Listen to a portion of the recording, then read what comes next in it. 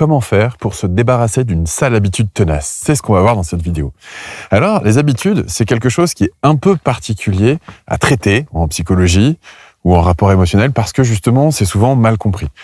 On a l'impression qu'une habitude, il suffit de le décider pour que ça change. C'est le principe des résolutions du début de l'année que vous connaissez peut-être et peut-être que vous tentez vous-même parfois, qui en général n'aboutissent pas. Non, ça marche pas bien. Alors, qu'est-ce que c'est qu'une habitude ? Une habitude, c'est quelque chose, c'est un comportement qu'on va reproduire de façon répétée et pas forcément consciente. Alors déjà, ça c'est pas mal, ça permet de définir les choses. Il y a des habitudes qui peuvent être destructrices, comme l'auto-sabotage, comme des addictions, typiquement la cigarette ou d'autres. Voilà. Donc, comment on fait pour se dépatouiller de tout ça de façon définitive ? Parce que sinon, vous avez plusieurs solutions. La première, c'est de dire je veux et donc je vais changer par la volonté. Alors ça marche tant qu'on a de la volonté. Mais le jour où il y a une baisse de morale, ça marche beaucoup moins bien. Genre par exemple, je décide d'arrêter d'être jaloux ou d'être jalouse. Bon, ok, ça va tenir un moment. Mais au bout d'un moment, ça va être plus fort que nous et ça va déborder, on va repartir dans les schémas d'avant. Et oui, donc on ne s'est pas débarrassé de l'habitude de manière durable. On s'en est débarrassé de manière momentanée. Il y a la deuxième solution. La deuxième solution, c'est ce que j'appelle les vases communicants. C'est-à-dire que vous allez remplacer une habitude par une autre. Alors on pourrait se dire, oui, par exemple, on va remplacer l'habitude de fumer par l'habitude d'aller courir. C'est quand même vachement plus sain. Détrompez-vous.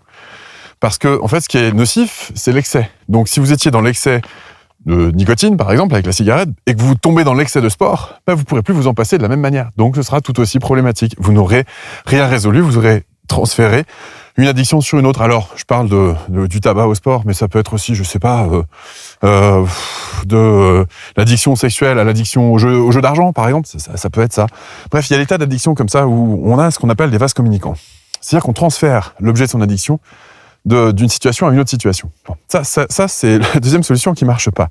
Et puis, vous avez d'autres solutions qui sont tentées, que je vois souvent d'ailleurs apparaître, où on me pose souvent des questions à ce sujet-là dans les commentaires de mes vidéos ou de mes posts. Et la question, c'est qu'est-ce que tu penses de tout ce qui est basé sur l'hypnose ou les états altérés de conscience, ou modifiés de conscience pour se débarrasser d'une habitude comme fumer, par exemple. Alors, il y en a qui ont essayé, et pour qui ça a fonctionné ? Oui. Mais jusqu'où ? Parce qu'en fait, si on ne se pose pas la question de savoir qu'est-ce qui a généré l'accès à cette habitude et à cette addiction, et qu'on ne comprend pas de quoi est fait une habitude et une addiction, on va finir par rester enfermé dans ce schéma-là, même si on ne voit plus le symptôme. C'est-à-dire que pour moi, ce genre de techniques, c'est des techniques qui vont faire disparaître le symptôme, mais pas ce qui nous a amené à ce symptôme. Donc, le symptôme va disparaître. On va par exemple arrêter de fumer grâce à l'hypnose. Ça va durer un certain temps. On ne reprendra jamais le fait de fumer parce qu'en effet, on a réussi à créer une situation différente dans notre cerveau pour se dire qu'on n'y retournera plus. Ok, très bien. Et c'est durable. On est content. Oui, sauf qu'on va être addict peut-être à autre chose. En tout cas, on va aller chercher à se raccrocher à d'autres branches. Et si ça se trouve, on va même faire un transfert. C'est-à-dire que on va s'accrocher sur l'hypnothérapeute. On va devenir dépendant de son hypnothérapeute. C'est une possibilité. En tout cas, ce qui est sûr, c'est que c'est pas en enlevant le symptôme qu'on restructure la cause profonde. Alors, c'est quoi une habitude et à quoi ça sert et pourquoi c'est aussi difficile de s'en dépatouiller ? Une habitude, c'est quelque chose que l'on fait régulièrement et quotidiennement. Bon, ça nous structure. Ok. Et on en a besoin pour se structurer au niveau de notre inconscient, parce que ça nous rassure. C'est ça le fondement même d'une habitude, c'est quelque chose qui nous rassure. Et si jamais on se dit qu'on doit se passer de ce sur lequel on s'accroche, c'est-à-dire, la cigarette ou l'autre, si on est dépendant affectif, tiens, par exemple, si on s'accroche comme ça à la présence de l'autre, à la présence de cet élément externe auquel on s'accroche, on va chercher à ancrer cette habitude et faire en sorte que cette habitude nous sécurise et nous stabilise. Pourquoi ? Parce que ça vient nous apaiser sur le plan émotionnel. Ce qui veut donc dire que quand on change une habitude, on a peur.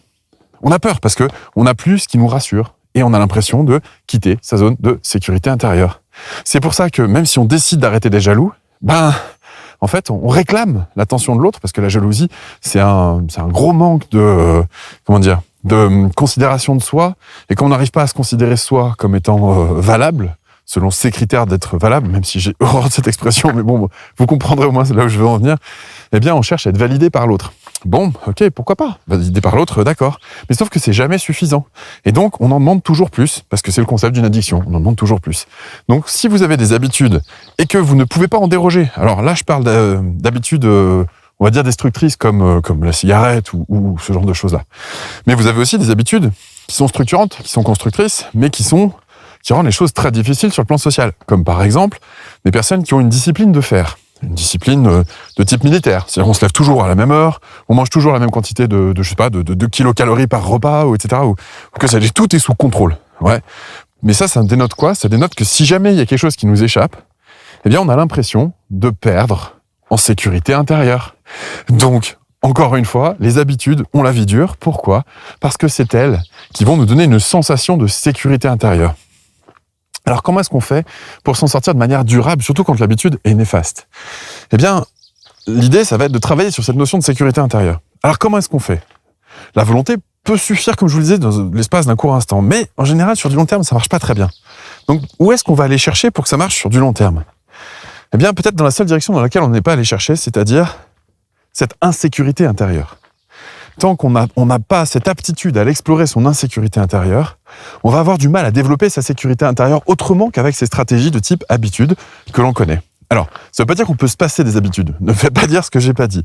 On en a tous besoin et ça nous structure. Mais simplement, on n'a pas tous le même degré de tolérance, de variation autour de ces habitudes. C'est-à-dire que vous avez par exemple des fumeurs qui se disent « Mais comment je vais faire pour prendre l'avion? Il y a 12 heures de vol, je ne vais pas pouvoir me passer de nicotine.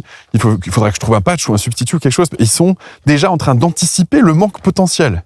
Alors que vous en avez d'autres qui sont là, oui, écoute, je pourrais pas pendant 2 semaines. Bon, c'est pas grave, je ne fumerai pas pendant 2 semaines. Si on parle de la cigarette, bien sûr. Ou alors, c'est pareil pour les relations amoureuses. Ne pas voir son amoureux pendant 2 semaines, est-ce que c'est gérable? Pour des tas de gens, oui. Et pour des gens qui sont dans une forme d'addiction, c'est impossible de ne pas avoir de contact pendant 2 semaines. On va être angoissé, on va se faire des films, etc., ce genre de choses.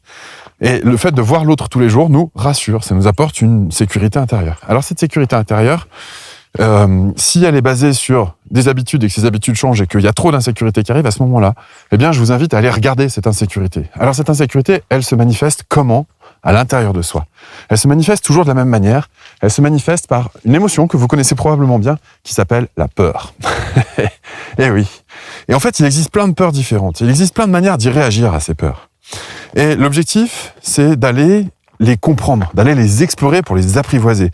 Et une fois que vous aurez apprivoisé vos peurs, que vous saurez un peu plus en quoi elles consistent, qu'elles viennent vous dire, comment elles fonctionnent, comment gérer leurs amplitudes, pour pas que ça déborde trop non plus, parce qu'en fait, dès qu'on a peur que cette peur prenne toute la place, donc on a peur de la peur elle-même, si vous voyez ce que je veux dire, ça devient très très compliqué à ce niveau-là.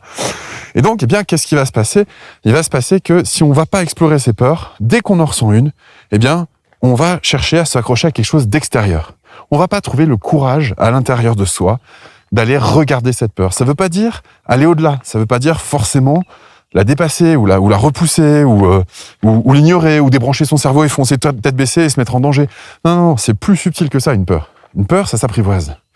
Et pour vous permettre d'apprivoiser vos peurs, parce que je me rends compte qu'il y a plein de gens finalement qui ont... Je parlais de la jalousie par exemple. Il y a plein de gens qui sont, mais le cœur sur la main, qui sont très bienveillants et qui font de l'auto-sabotage de relations parce qu'ils n'arrivent pas à sortir de cette habitude, c'est plus fort qu'eux. Parce qu'en fait, il y a leur peur qui les pousse comme ça à reproduire encore et encore les mêmes comportements comme une habitude.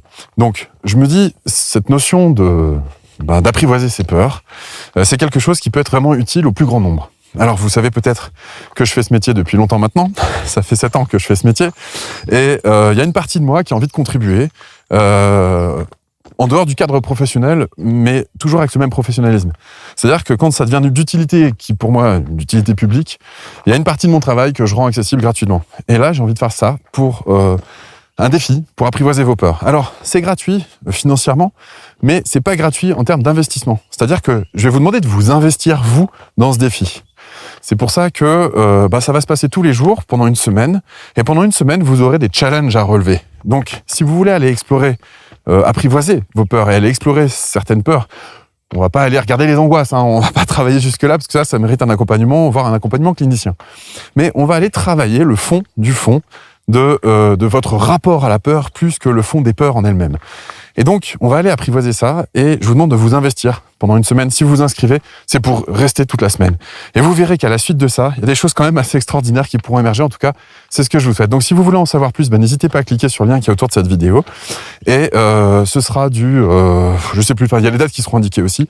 Et si jamais vous voyez cette vidéo en dehors des dates du défi, eh bien, probablement que je referai un plus tard dans l'année. Mais surtout, il y a un groupe Facebook qui est gratuit aussi en termes d'accessibilité et qui est animé par deux coachs professionnels. Et vous pourrez prolonger ce travail, même si vous ne pourrez pas profiter du défi, vous pourrez prolonger cette volonté de travailler sur vous-même et sur votre rapport à vos émotions. Sur ce, je vous remercie de m'avoir suivi. Je vous souhaite une très bonne fin de journée. Prenez soin de vous. À bientôt. Ciao. Si vous avez aimé cette vidéo, n'hésitez pas à la partager, à la liker, à vous abonner aussi aux chaînes YouTube et aux pages Facebook. N'hésitez pas non plus à aller en voir d'autres. Il y en a plein, la chaîne YouTube et plein, la page Facebook.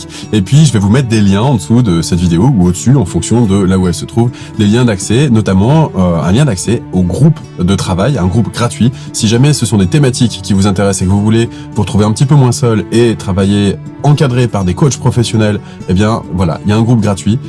N'hésitez pas à cliquer. Vous avez aussi le QR code qui est là si vous voulez aller directement sur le groupe et faire votre demande d'adhésion. Moi, je vous dis à très bientôt. Prenez soin de vous. Ciao.